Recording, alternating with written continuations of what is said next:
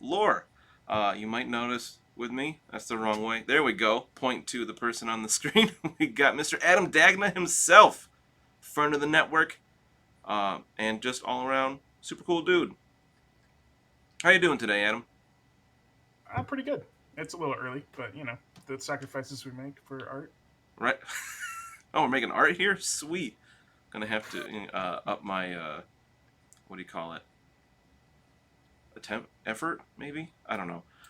We're talking about chaos today, which I don't know how that got bumped back to episode 13. There were so many things I wanted to talk about. Chaos just well, I talked about Beast of Chaos back in like episode 4 or something, but Chaos in general probably should have been near the top. But hey, we're covering it now, so we got a lot of good stuff to talk about. I want to start with our usual. What's gaming? You got any gaming going on lately? With my girls, we don't watch a lot of TV and stuff, so pretty much anytime they come to visit, we're playing board games and just picked up a copy of Hero Quest, introduced them to that. We play a lot of Clank. Uh, Oh, I love I mean, there's Clank. probably five. We just played Catan last night, so we do a lot of board games. A lot of board games. Nice.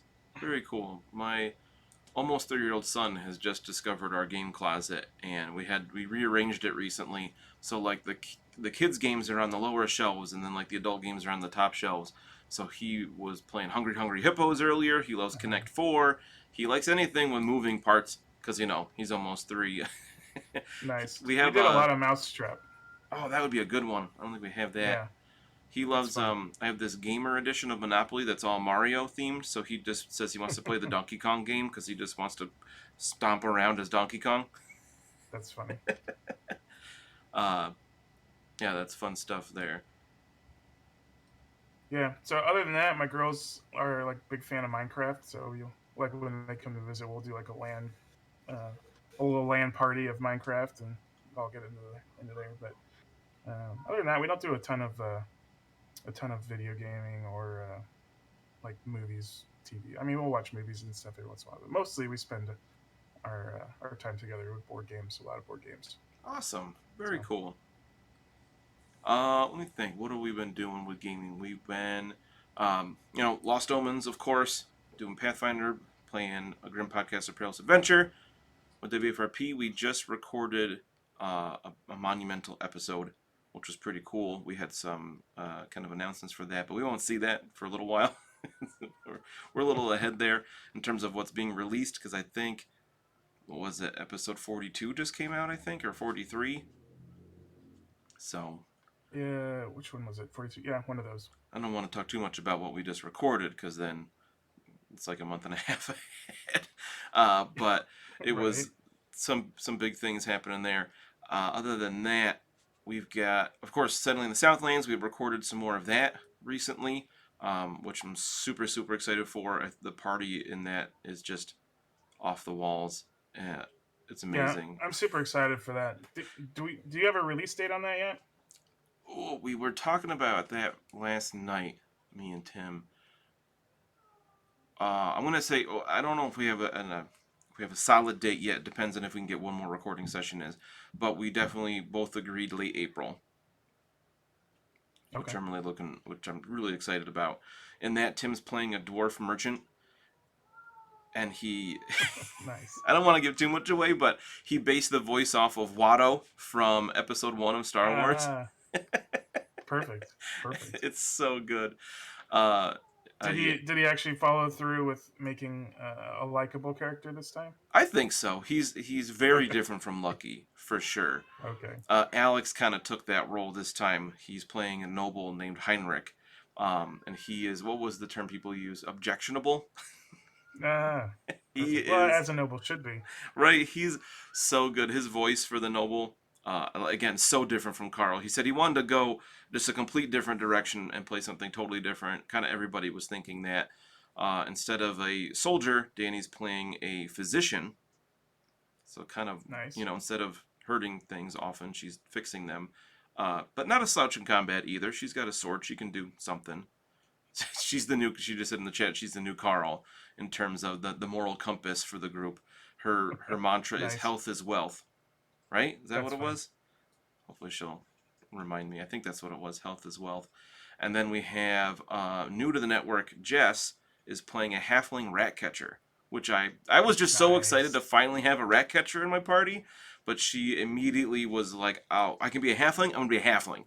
And then I was like, "Just look through the careers, see what you want to do." I let them just choose for this instead of rolling for it, and she decided she was like a rat catcher. What is that? I want to do that, and I was like, "Please." That's So actually like, and then thematically like perfect for going into the setting up a new settlement. There's gonna be all kinds of vermin, so makes sense. oh, it's perfect. And like she has aspirations way above Ratcatcher. She wants to become like a monster hunter in the Southlands, which I just find even funnier. Her being a halfling with a little dog. A halfling monster hunter. Yeah, it's so That's good. just just crazy enough to work. Right? It's great. I think people are really gonna. If people like Gapapa, they're really gonna like settling the Southlands. It's been a blast so far. So much fun. Who Uh, doesn't like Kapapa? So right? If you don't like Gapapa, that's just silly. I know the first few episodes we were kind of getting, getting our sea legs as it were, but like just give it a chance. And I don't even think the first episodes are necessarily bad. They're just not quite where we are now in terms of sure, sure. quality of I playing. mean, the first few episodes sold me. I think I was like your fifth or sixth uh, patron, so you Yeah, got I mean, me. you've been around from the beginning. Yeah, it's because you're the man. OG for sure. Yeah, definitely. And it's been And awesome. then I found the Discord, and oh my god, my days are very busy. Yeah. I mean, yesterday I couldn't. On a Friday it was just literally couldn't keep up. Lily, my daughter, and I went on a walk where I didn't have service for a little while, and I came back and it was dozens of messages, Nice. and I was Yeah, just no, like, I woke up. okay, Yeah, it was Friday morning. I woke up and there was like 25 messages in this channel, 25, and I was like, all right, well, I got nothing. I got to go to work. I'll catch up on even more So later. It's a great place, our yeah, Discord, which you can get access to. You can subscribe here on Twitch, even using your free Twitch Prime. Will get you access to the Discord for I think it's the rest of the month whenever you sign up. And then Tim has bumped it up where you get 30 days even after that. If your subscription on Twitch runs out, you don't if you don't keep it up there, you get access to the Discord for an additional 30 days. And I think by then you're going to be hooked anyway, and not want to leave the Discord. for sure. It's so Come say good. hi. I had somebody message me on Facebook, was like, "You have a message from this person you're not friends with," and I was like, "Okay, this happens once in a while." And they had a rules question for WFRP, and I was like, kind of honored that you thought of me, even though I think it's well documented I'm not a rules expert. But I have a rule book and I can find the answer to your question. Right? Yeah, And then I was like, sure. without sound, I hope, at risk of sounding like too much of a peddler, you should join our Discord where we have lots of people that know the rules better than I do. So hopefully we'll see that person soon. Oh, Danny said that we Hopefully, were still yeah. in that weird I Or don't want to talk first phase of RPing in those first few episodes of Gapapa, which I feel like our group got over really quickly. yeah, it seemed like the jitters kind of faded pretty quickly. So Yeah. And it was, I mean, we're just sitting in the basement. When we first started recording, we had no idea what the reception was going to be. And it's just, we've been overwhelmed with the positive reaction from the first day. It's just been amazing because this is the best community of people. I think so far of all, because I'm in a bunch of different like Facebook groups for different games, and I think by far the Warhammer Fourth Edition community is the least toxic, most friendly, most helpful of any of the groups that I'm part of. For sure. Like once in a while, people will post something and somebody will be like, this should probably be in the GM group for this, but Right. I'll try to answer your question without spoiling things. I think I've actually responded like that before. You're just trying to be nice, like, Sure. hey, just so you know, there's this other group where this is probably more appropriate because it's a bit spoilery, but I'll still answer your question best Yeah. I can. Yeah. It sounded like get the hell out of here. Yeah, thank God it's That's not like 40K communities. Those can be rough. I haven't been a part of that community for damn 30 years. So, but it was I don't know. It was questionable back then. So Mm. Yeah, I haven't played 40K in like 2 years at this point. I was really into it for a while and we played all the time. Obviously, with pandemic stuff, that's really cut into it. But I don't know. fantasy was always my jam, so I'm super glad that there's been the resurgence with WFP 4th edition and with the old world game coming out someday. Sometime, maybe. Hey, Bastion in the chat, welcome. Hey. And I'd be remiss to talk about, with What's Gaming if I didn't mention our other regular Twitch stream here on this channel with, oh yeah, the Power Phase. We're playing Marvel Crisis Protocol. Tomorrow, Tim and I are throwing down. I'm playing X-Men. I'm taking the 4 X-Men with Magneto. And then he is bringing, I think, Spider Foes. So he's got like Kingpin and Green Goblin. And I think he's going to try to fit in either Baron Zemo or Crossbones because we never use them. Just to give him some playtime. I mean, if there was ever a chance for you to win, Dan, it's now. He's on a losing streak. His confidence is low. That's pretty true. Spoiler alert, I did beat him 2 weeks ago. Oh, that's true. You did. But it was like it was a close one. It was super close. Yeah, it was kind of a technicality because he forgot how the like kind of tiebreakers at the end worked. He said he probably would have done things differently if he had remembered the rules correctly, but it's like, hey, you didn't know the rules and I did, so I won. Right. So we'll see how it goes this week. I know he's scared of Magneto, as he probably should be. Magneto's disgusting, but let's talk about. There's certain. Oh, it seems like there's certain characters that you like almost have to take in that game. She-Hulk and Magneto, a couple of those. I thought about taking She-Hulk with the X-Men because her and Magneto are both 6 points, but I feel like she's seen the table a lot recently, so I like to try different things when I can. Bastion says a win is a win. Yeah, especially against Tim. I don't beat him often in games. He's real smart and stuff. Don't tell him I said that though. He'd probably start blushing. Black Library recommendation of the week. Kind of a weird one this week. We're not going to recommend a whole book because on the Discord we have not weekly. Good lord, no, I definitely couldn't do a book week. I can barely do a book monthly if I'm lucky.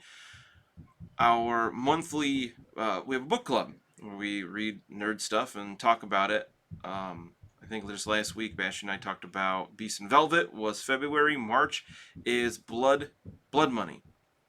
The first Brunner, I don't know how to say it. The Bounty Hunter, his first novel. Most of us have been reading it on digitally, like Kindle editions. In the Brunner books, you just get the whole omnibus. It's 3 novels, and it starts with a short story called "What Price Vengeance," that Adam and I were going to talk about a little bit today. Brunner he's hardcore. No, he's a badass. Yeah, I didn't realize, like, they describe him, of course, but if you're watching the video version of this on YouTube or on Twitch, I didn't realize how much he looks like Judge Dredd. But yeah, he definitely has a heavy Dredd vibe going. Which, I don't know, I just didn't, catch on to that until I saw this image of, he's got that helm that covers the top half of his face, so just his eyes are exposed a little bit, and his mouth, and he totally looks like Judge Dredd, which makes me like him even more. Yeah. Where he's even got a very Dredd kind of, mentality. For sure. He's not the law, but he will just shoot you in the throat with a hand crossbow. Right, he's close enough. Yeah, I love that he has Gromril. His breastplate is Gromril, which is dwarves call it star metal. Or I guess humans call it star metal sometimes too. Or meteoric iron, which is kind of like WFRP version of adamantine. I always thought of it as being like dwarven mithril, kind of like the elves kind of have their mithril, and then the dwarves have their gromril. Right, it's wearing slightly less heavy lead. It's just super dense, super hard, and it's super expensive, and pretty much only dwarves have it. So just the fact that Brunner has any Gromril is really impressive, and I hope they go over at some point in one of the novels how he got Gromril, because that's, dwarves hoard that stuff. It's unusual enough that it has to come up. I mean, it just has to. I hope so. I haven't read any of these books yet, so I'm really excited. We're reading the first one for March. We'll probably visit the other ones in the future. There's actually been talk about looking at some Pathfinder novels as the book club book, Yeah, that would be cool. because we get people in there for the Lost Omens podcast as well. So wouldn't mind learning more about Galarian. It's a pretty cool. It's really cool fantasy world. It's not the old world, Yeah. but it'll do in a pinch. I've read a couple of those, and they're I don't know, the ones that I read were well written and entertaining. So yeah, can't go Nice. wrong, really. Yeah. But if you like just balls to the wall action, like that's what Brunner seems to be all about. The What Price Vengeance was like, Mm-hmm. it was 50 pages on the Kindle, so I'm not sure how exactly that translates to print if you have like the omnibus of it, but it Yeah. was probably out of those 50 pages, probably 40 pages of action. Yeah. Well, and that's one thing I actually really appreciated about it is that you're like, oh, now he's got this journey back to Bretonia to talk to this, Bretonian lord or whatever, and it's like this is going to be 20 pages of nonsense, and it's like they cut completely the entire encounter with the lord and just him in the action after, like where he was basically told to go. Like they cut the whole scene out, and I was like, thank God, because that was going to be boring. Yeah, I was pretty okay with that. Where I was like, Dagna told me this was 50 pages, but I'm already like 20 pages in, and he hasn't even gotten to like his mission yet. And then Right. like he was there killing dudes, and I was like, oh, okay, it's this kind of story. I'm okay with that. Not everything has to be long plotting. Like it's so different from Beast and Velvet, and I'm okay with that. Like there's the Warhammer world is so vast and diverse that it can tell all kinds of stories, and if you want just like uh, smut action, that's what Mm-hmm. Brunner's gonna do for you. I'm sure this dude, his body count is gonna be incredibly high by the end of the one short story, he killed a couple dozen people. I'm pretty sure. Oh yeah, for sure. So by the end of Yeah, Blood he's Money, he's definitely takes it very seriously when they say dead or alive on the bounty. So it's heavily towards the dead. for sure. But yeah, I'm excited to read more of this. Brunner, he's not usually the kind of character I really get behind. I often have a hard time with stories that don't have like a clear good guy, and I don't think this guy's a good guy at all. But you know, I like to have a change of pace No. once in a while. Well, I don't know. I mean, in the end of the little novella, without too many spoilers, he basically is sent to rescue a noble's grandson. And at the end of there, I don't know. You could kind of take it as being the good guy kind of move. Like, yeah, I don't know if it has ulterior motives for himself, but Right. It it was. It seemed like he was. kind of did the right thing.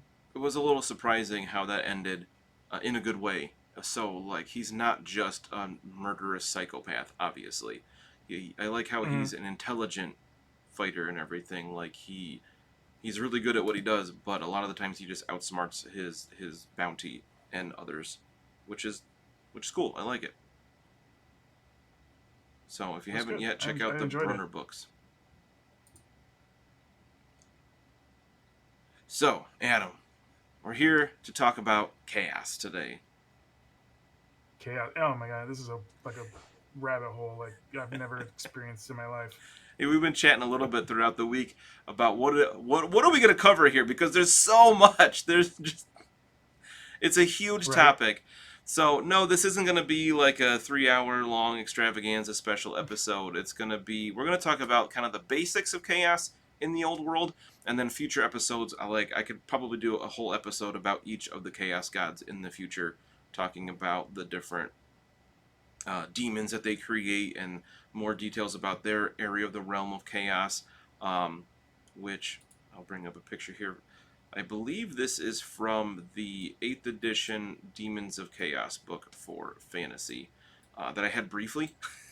It was, at the time, I played both fantasy and 40k, and I got the book for fantasy for my demons, and I wasn't a huge fan of it. I don't know what it was about it. Didn't really like how the army played at that point, and we were playing more and more 40k. So I went back to Bearded Dragon, our local game store, and they let me just switch it out for the 40k version. But I got to look at this super cool image before, which is obviously not exactly what the realm of chaos looks like, but it gives us the idea that it's really divided into the four chaos gods domains. So we have the Land of the Plague Lord for Nurgle. We've got the Dark Prince's Realm for Slaanesh, the Blood God's Domain for my man Khorne, and then of course the Realm of the Sorcerer for Tzeentch, and they all kind of blend together. Their borders are constantly shifting because they're always at war with each other. Like they hate each other, and I love how they're kind of matched up to the ones that really don't like each other, because Khorne and Slaanesh just hate each other to the nth degree, which I always thought was interesting because Khorne is not about magic, right? Like none of his followers can wield Yeah, magic. So always, to me, it was always Khorne versus Tzeentch, especially as they were the two most powerful, and they were always kind of back and forth who was the most powerful. But really, Khorne and sure. Slaanesh just don't get along at all. Well, I think with Slaanesh, they're all about kind of excess and decadence, and Khorne's all about just ferocity and violence. And they don't. I don't know. It seems like those two things maybe don't overlap as well. Mm, So true. Because in opposite of that, Tzeentch and Nurgle are completely at odds with each other, which again, I always kind of felt like it should have been Nurgle and Slaanesh, but Tzeentch is, the god of magic and the god of change, whereas Nurgle's the god of life and decay. But like right, Nurgle wants things to remain the same in a way. Like he likes creating new diseases and whatnot, but like he's also kind of about the permanence of life in that things will stay alive when they should be dead from diseases and whatnot. And Tzeentch is like, no, it should die and it right, should change into something new. So I guess the one reason why they really yeah. hate each other, um, but just super cool. Well, it always kind of struck me that because like Nurgle is always nicknamed like Papa Nurgle.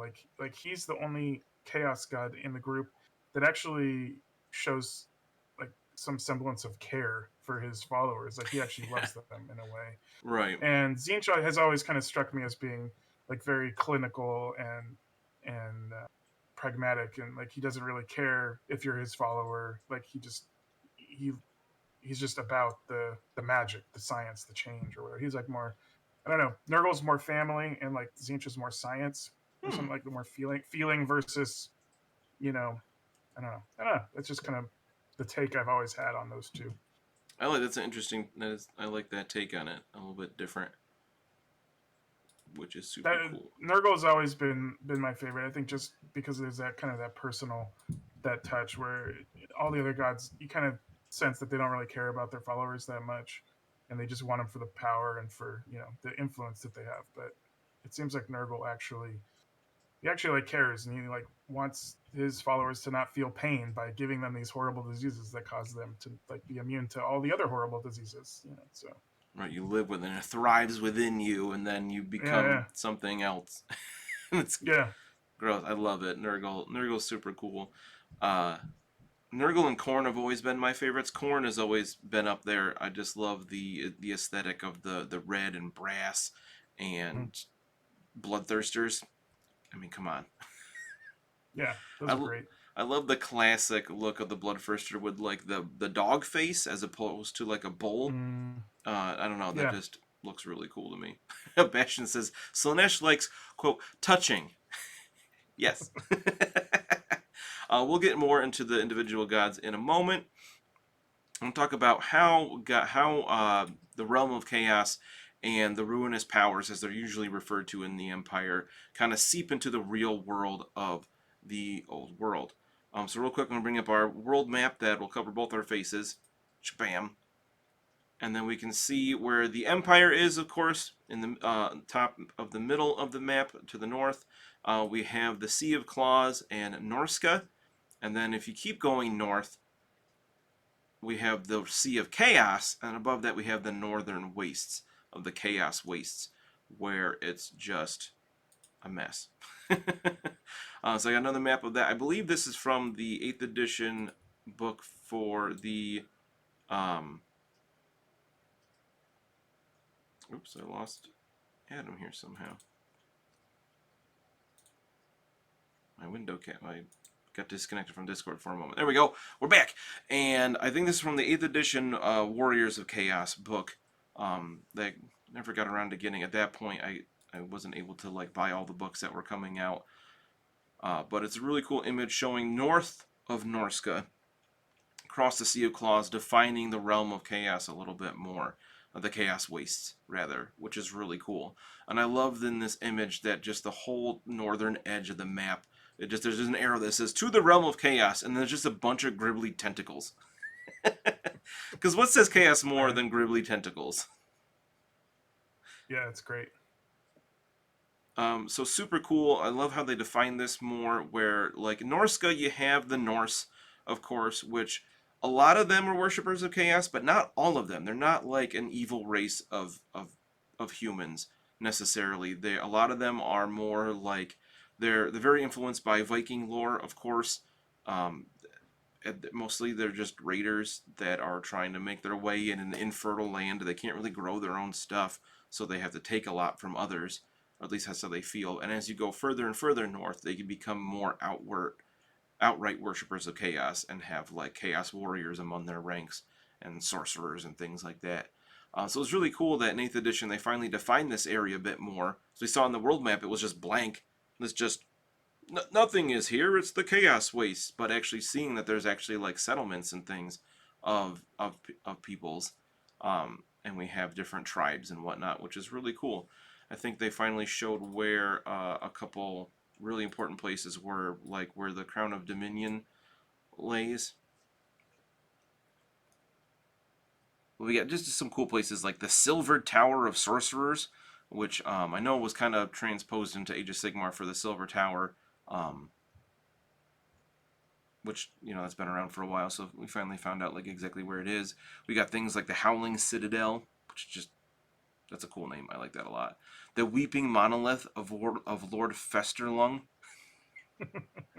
Nurgle has the best names. Let's be honest there, Oh yeah, for sure. for sure. And we've got the Withering Fortress, just cool stuff. Palace of Princes, that sounds Slaanesh to me.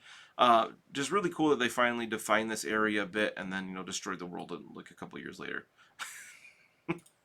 We won't get into that too much because then Right. I'll just get angry. I try to avoid that as much as possible at Yep. the end times. Let's not talk about that. That stuff didn't happen. Right? That's what everybody says that I talk to about it. Just like, no, we just pretend Storm of Chaos happened and then it continues from there. The end times are just, that's made up. Exactly. But if you do continue north past the Chaos Wastes, the world gets a little silly. Things get weird. So we'll talk a little bit about the Polar Gates. I actually mentioned this a little bit in our Southlands campaign to talk about how the influence of chaos isn't nearly as strong down in the Southlands, because as you move towards the North or South Pole, that's where the influence of chaos gets greater and greater because of the Chaos Gates, where way back in the history of the world, the old ones built these portals that they could basically travel through the warp and through the realm of chaos to go places, and they done broke. And, you know, one way to say it. And that is Right. allowed chaos to really spill into the world. And the warping powers of chaos are much stronger as you get towards these poles, which is just cool. Yeah, that was kind of interesting as I was looking into things that like they used to be more stable when the old ones were kind of, more in control. And then when they broke, the old ones were like, well, see ya. Sorry about your luck. Well, we're not going to try to But fix this. Bye. but one of the interesting things about that I when I was researching was that when the high elves started the ritual, which helps Ulthuan to stay afloat, Hmm. they actually siphoned off a massive amount of the winds of magic and caused more stability in the world. And like the whole chaos, um, their influence was much heavier, and demons were much more prevalent before the elves started this. This siphoning of the magic to keep their homeland afloat, which was kind of cool. Right? So we have to say thank you, High Elves. Right? They've done something. I feel like next week, my schedule, I have planned to talk about high elves specifically. I'm just waiting for all the hate in the chat because for whatever reason, people love high elves or can't stand them. I shouldn't say for whatever reason. I know why people can't stand high elves, but I've always loved them, which is weird because I don't really care about elves in other fantasy settings, but something about Warhammer high elves that have always struck a chord with me. I like them a lot. But yeah, so thanks to them, the polar gates warping influences are kept at bay a bit. But since the gates fell apart, broke, and we had all this influx of chaos energy, we have magic as well that even races as dumb as humans can start to use. Bastion says, "I'll start warming up now for next week." I'll be ready. I just be interesting if my brother joined because he was a dwarf, is a dwarf player. He still has all his dwarves, so he has a special hatred for high elves, especially since we are our most common opponents all the time.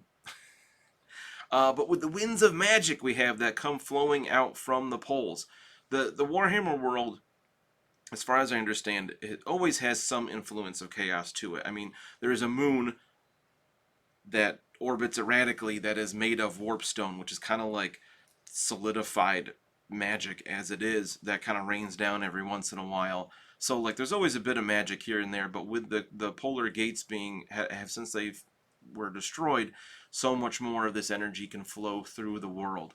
And the winds of magic are super cool. I think I might actually do a whole episode about magic in general in the future, so I don't want to talk about it too much here. But I love the idea of the winds of magic in general. Yeah, it's a like a fairly unique like concept for magic that I'm aware of. I don't know if other settings or other authors or anything have adopted that, but the whole concept of this energy sort of almost being more of a wind rather than a actual like power per se, and then you kind of channel this wind into spells. It's kind of cool. Yeah. And I love how well defined it is, what kind of things you can do with the different winds, the different lores. Bastion just said, one theory is that Morsleb is part of the Old One Gate that flew into orbit. I haven't heard that one. I like that idea. I think that's really cool. I love Morsleb. I I did, just love the idea that it rains down little bits of warpstone every once in a while. yeah, I did hear like one theory while I was researching this that when the chaos gates broke and there was the huge influx of the chaos, winds flowing into the world, that it actually manifested itself into Morslib, like as Ooh, like this massive energy kind of coalesced into a solid mass. So that there, makes a I don't lot of know, sense. I don't know where that source came from, but one of the videos I watched, the guy was talking about that. So I that's like that kind of idea a cool too. lot. That makes a lot of sense because there was so much energy pouring through both poles, both gates when they broke that I could see it totally, becoming this solid thing that now just floats around the planet at times and sometimes makes faces at you and winks at Bruno. It's one of my Yeah, favorite moments. JB just was so uncomfortable when I said that. I was like, and winks at you, and he's like, "Oh, it had the same effect to the listeners, at least to me. oh, It was good." a little disconcerting. That's what I was going for. So yeah, If I make people uncomfortable, I feel like I'm doing my job. right, of course. But yeah, so the winds of magic are broken into these 8 different winds, and that is a lot of the whole thing with the 8 winds of magic is that was part of when Magnus the Pious fought back a chaos incursion in the Empire.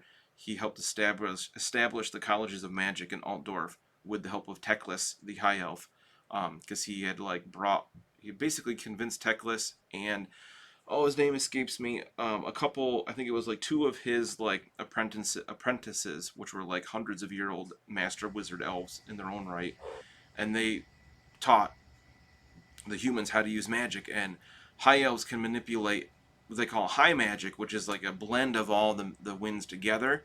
But it's just too much for humans to handle. So they taught humans how to pluck out certain winds at a time. They can manipulate one string of the winds at once. So they set up these different orders where you've got the lore of heavens, you got the lore of shadow, lore of death, lore of fire, lore of beasts, lore of light, lore of metal, and the lore of life that all work with a particular wind of magic, which super cool.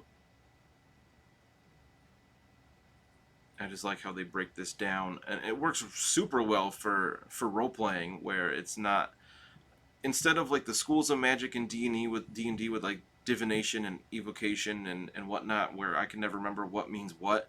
I like how this is Right. broken down simply for my brain. So like lore of heavens, you could like summon lightning and blast wind and call down a comet if you really want to. Whereas lore of life is like you can, heal wounds and then control plants and summon animals and turn into animals, sort of. They're kind of like druids. And lore of metal, you can like make people's armor really, really hot. Yeah, one of the best spells I think in the whole book. You basically melt somebody's armor into a puddle on the ground. It's I mean, awesome. it sounds awful to happen, but super cool. I've always loved the idea of transmutation of lead, where it's like your armor is now lead and it's super heavy and probably slowly poisoning you. Lore of light Right. seems pretty basic, like you can shoot rays of light and stuff, but they have some neat things in there. Like it's super anti-demon. Lore of light is like, because it's the light, that's like, it's almost like not chaos, where it's like the energy of order, so it's super destructive to demons. Laura Beast is my favorite, where you can like straight up turn into a monster, or just like make your muscles huge, or you can like summon creatures. Like one of my favorite spells, just because of what it's called, is the Flock of Doom, where you just summon like a murder of crows and it just pecks at the enemy a whole bunch. Right. Or the That Amber one's great. Spear, where you just throw this magical spear and it can just pierce through things. I don't know. I've always loved Laura Beasts. Lore of Fire, pretty basic. You can throw fireballs and make walls of fire and stuff. So, I mean, everybody loves fire magic. Lore of I think Death. that one. Hmm? I think the fire is probably. It seems like it lacks a lot of the depth that the other winds have. Like it's like, oh, you can do fire. It, that's it. Just fire. Right, and that's always what's represented in the Warhammer media, like video games. It's always a bright wizard. I mean, they Yeah. look super cool. They typically have really tall, spiky red hair, and they have the flaming sword of ruin in their hand, and they shoot fireball. Everybody wants to shoot a fireball, but like, yeah, that's Of about course. what they do. Like, there's like the fulminating flame cage where you can make a cage of fire around people, and if they move, they get hurt. But like, it's just fire. Like, it's cool, but Yeah. like you said, it definitely lacks the depth and nuance of other lores, like the lore of Well, it's death. like all the other winds of magic, all the other orders. It seems like they've got a little bit of magic to do damage, a little bit of magic to to do this, and some But with fire, it just seems like that's it. Fire, you get fire. Yeah, I don't know. It's the least interesting to me, actually. Fair, I think. totally. It's kind of a one-trick pony. Yeah. Lore of Death is really cool. I love the idea of like making things age. I forgot what that one's called. Like the no Caress of Lanif. I think this just does damage, but like there are ones that like you. I think it's called the Touch of Decay. Actually, now that I think about it, like you touch an object and you can make it age as if it were passing through time. Like a lot of times with like weapons can rust and fall apart and stuff like that is cool. It's not just like you can also like steal life, take energy from a living thing and give it to yourself. Is super cool. Yeah, one of the spells that I like from them is it's like you create a basically a force field that undead can't cross. Oh, nice. Because the lore of Yeah. people that manipulate the winds of death actually hate undead typically. Mhm. It's kind of like Pharasma from Pathfinder. Like Yeah, they like the natural order of life and death, but undeath sort of undoes that and makes it meaningless almost. And so they have this like abhorrent kind of feeling towards necromancers and undeath. very cool. I love the whole with things with the lore of death. You have like death wizards, but then you also have priests of Mor, the god of death in the empire. That kind of go hand in hand, and like they both really hate necromancers that manipulate the lore, the winds of death in a different way, and they influence it with some of the straight chaos magic of Dar, the wind of Dar, that can really kind of um what's the word? They like bastardize the wind of death in making things undead, and they hate that. And I just love that wizards of the Amethyst Order, like, they typically wield big scythes as their weapon of choice, which is just Yeah, cool. right. It's like the iconic iconography of death and the Grim Reaper. So it kind Yeah, of fits love it. looks. Tim was like this close to playing a Priest of Moor in the Southlands campaign, and then he ended up going Dwarf Merchant because that's similar, right? I think he thought it Yeah, was it's he felt like he was going to be too tempted to play a character too much like Lucky if he was a Priest of Moor, so he wanted to play something completely different, which I appreciate. I could see that. And the last one is my second favorite, or like right up there with Beast, is the Lore of Shadow, Mm. which is just cool stuff. Like it's like the lore of like obfuscation and confusion and things like that. It's just neat. I love the idea. There was, I think it was just Grey Seer, the first Thanquol book, where he has this run-in with this gray wizard constantly, who was just awesome, making like a big sphere of complete darkness that he could see in as the wizard, but no one else could. So he just makes this room completely black, and then he just has his sword and is still kind of a badass. Super cool moments. I love shadow magic where it just does things that kind of mess with you. It's not as it's obviously it's not as overt as the others, being the lore of shadow. But I like the idea that they're like the sneaky wizards. Yeah. Well, and the probably the most famous Warhammer Grey Wizard is in Ubersreich. Was it Christoph or Christopher Engel? He's the wizard that inhabits the wizard's tower in the middle of town there. Oh, Uber's like He's a great. the starter set stuff and the what is it called, the Adventures in Uber's Reich stuff for fourth edition of WFRP. Like, I purposely haven't read any of that yet, just in case we do other games in the future where someone else runs stuff there. I don't want to know Mm, all of it already, but like I probably should read about Uber's Reich in general at some point. Just like the I know there was a lot of information about it in the GM screen pack. The booklet yeah. there is really good. Um, but that's really cool that there's like a tower for a wizard there. I'm sure everybody's terrified of him. Well, and it's one of those things where it's very like it's very mysterious. Like he goes out into the people and he uses his shadow magic to uh, disguise himself. So like you could be talking to him at any time, at any point, and you wouldn't even know it. So Nice. yeah, it's pretty fun. I think Ubersreich is probably my favorite like fantasy city so far. Now that I've read into it and read through most of the starter set stuff, and I think there's a lot of things going on there. But I think Christopher Engel is probably one of my favorite. I'm trying to figure out a way to bring him into my home game, and I'm like just on the precipice of doing it. So Cool. Very nice. But yeah, like I said, I would love to talk about the different colleges of magic in Altdorf and whatnot and really go into more detail about that in the future. But we are quickly going through our time here, but we haven't even talked about the different chaos gods. So let's start I with the know mightiest of them all, the big boy, Mr. Khorne himself. Warren, Skulls for the Skull Throne. Blood blood for the blood. for the Blood God. So Exactly. initially, when I was prepping stuff for the stream, I was looking for pictures of the gods themselves. Which I don't know if there's any official images of the gods. They're supposed to be pretty like kind of mysterious in their own way. They don't really ever leave their actual realm within the realm of chaos. If they actually go to war against one of the other gods, um, they know that their opponent is going to come out as well, and that can really make a mess of things because they, impossibly powerful as gods of chaos. So they typically kind of keep in their own realms and let their minions do all their work.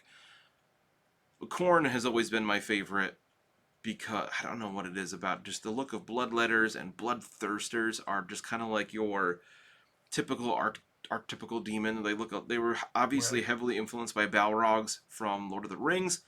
They even have Mm-hmm. like the whip. I believe in the old days they had a sword, but they've really gone more with the axe, the axe Mm-hmm. of Khorne look, which is just super cool. The big winged demons with like either like some kind of bestial face. Often in the older models, they had like that dog face. I thought was just kind of cool and different. They typically have Yeah. that like skull face, no nose kind of thing going on. And there's just these these huge, monstrous, impossibly powerful things. If they're on the actual battlefield in the old world, like the opposing army is practically screwed. If you're talking about like the miniatures game, they were pretty good, but definitely not what the lore suggests, where they're typically these towering 30, 40 foot tall behemoths that were still fast as lightning. Mm-hmm. Not as fast as the Keeper of Secrets, but you know. I love the only description of one I can think of off the top of my head from like a Black Library book is Demon Slayer, when a whole army of dwarves, Gotrek and Felix, join up way up in the Chaos Waste. I think it's Carrick Doom, and they end up fighting a Bloodthirster, and like it almost is too much for Gotrek with his magic axe and whatnot. I believe it takes Felix has to pick up an ancestral dwarf weapon, and he like manages to hit the Bloodthirster in the leg with it, and like distracts it enough for Gotrek to finally take it out. But even him hitting it with this magic, like this incredibly powerful runic weapon, still like ruins Felix's arms for like weeks because of the corrupting influence of this greater demon. Uh, Before I go too Yeah, much into this stuff, we should probably talk about like what are demons? How do they come into the world? What's going on with these things? sure. Well, yeah, and I think that that sort of brings up the whole the chaos gate and the warp and everything else. Like they kind of exist in that second dimension, like kind of between the worlds, and then as that chaos sort of coalesces, they're sort of summoned into being. So at least that's the way I understood it. Yeah, sometimes they can tear rents between the different dimensions, for lack of a better term, uh, and just pull themselves into the material world there, where they take physical form, but can be banished back. Of course, if you destroy their physical body in the real world, they just get banished back to the realm of chaos, where they'll slowly reform their body again. Especially things like bloodletters, the lesser demons as they're known. Excuse me. Can reform pretty quickly. And Mm-hmm. I just love the idea that like if in the Warhammer world, like you don't really go to hell if you're like not a great person. You probably go to one of the Chaos realms and become one of their lesser demons, Well, at that, least and that was one interesting eventually. thing that that I kind of came across while I was researching was that basically like all of the gods of law and like the elven gods and the dwarven ancestral gods and things, there's the theory that they all sort of exist in the warp together Mm, in different little pocket areas. So like in theory, there's the gods of law and like their angels or whatever side by side with Nurgle and Khorne and all these other like these other entities. They're warp entities, and so they all kind of are there. So like the warp and like this chaos energy is not necessarily inherently evil. It's just it has a corrupting influence. yeah, I've always loved the idea that the gods of the Warhammer world are only the way they are because that's how people worship them, and that's what they believe. It's like they're powered by belief in the material world, and it's just they change based on what people think. Like Sigmar was literally a mortal human, but he Mm-hmm. ascended to godhood because people believed it so much. There were so many people that believed he was divine that he did actually become a god. And like I just kind of imagine like he disappeared, across Blackfire Pass, never to be seen again. Who knows what happened to his mortal physical form, but like somewhere in theoretically the realm of chaos, this new god, divine presence was created by the belief power of all the people of the empire to create Sigmar, um, which I think is really cool. Kind of like the birth of Slaanesh in 40k, where the elves were just overly decadent and obsessive and whatnot, and the birth of Slaanesh just destroyed part of the universe. Luckily, with Sigmar, it was a Right. little more low key. It seems like it was Yeah. like this slow burn where, like, worshiper, the priests of Sigmar can, enact miracles brought on by him in the world. So, like, clearly there is power there, Mm-hmm. and the idea of people Right. like being infused with Sigmar himself. I know it's relatively newer in the lore where like Karl Franz can like basically become Sigmar at times, like an avatar. That's the Mm-hmm. word I'm looking for, which is really cool. Sure. And the same thing with the Chaos. Well, the Chaos Gods, I feel like, are interesting because they seem to work a little more directly with their followers, where like you can get blessed by the Chaos Gods. Like you can have like a champion of Khorne. If they make Khorne happy enough, he can bless them with things like iron hard skin, or uh, like they can touch things to melt them, and all kinds of weird stuff like that, or they can grow wings or horns or something like that.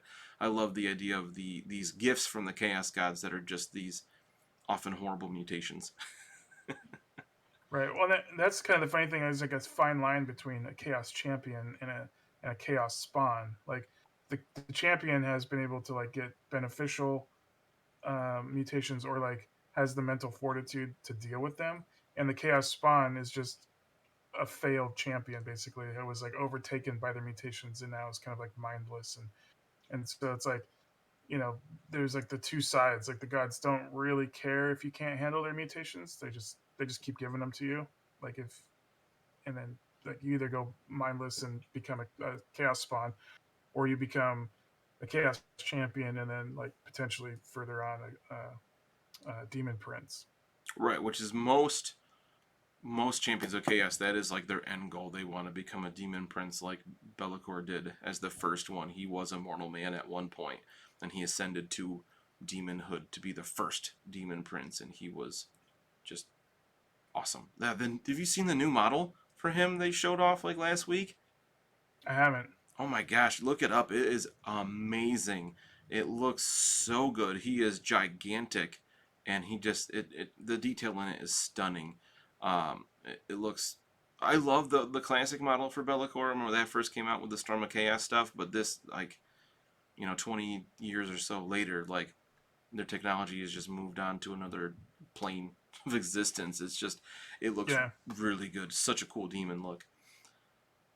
But I'll have to check it Khorne, out for sure. I love Khorne because he's like the god of war and battle and blood, but like unrestrained fury in battle, Hmm. as opposed to like Ulrich being a god of war, but it's like strategic, or Myrmidia as well. Like they're more about like Right. strategic war and honorable fighting, where Khorne will have his minions will be honorable to some degree on the battlefield. They're not huge fans of like literal stabbing in the back.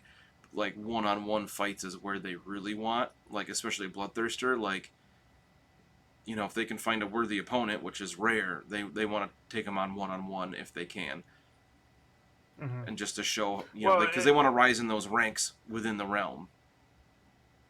Khorne is kind of more of like the manifestation of like wrath, where it's Yeah, just like violence for the sake of violence and death for the sake of death.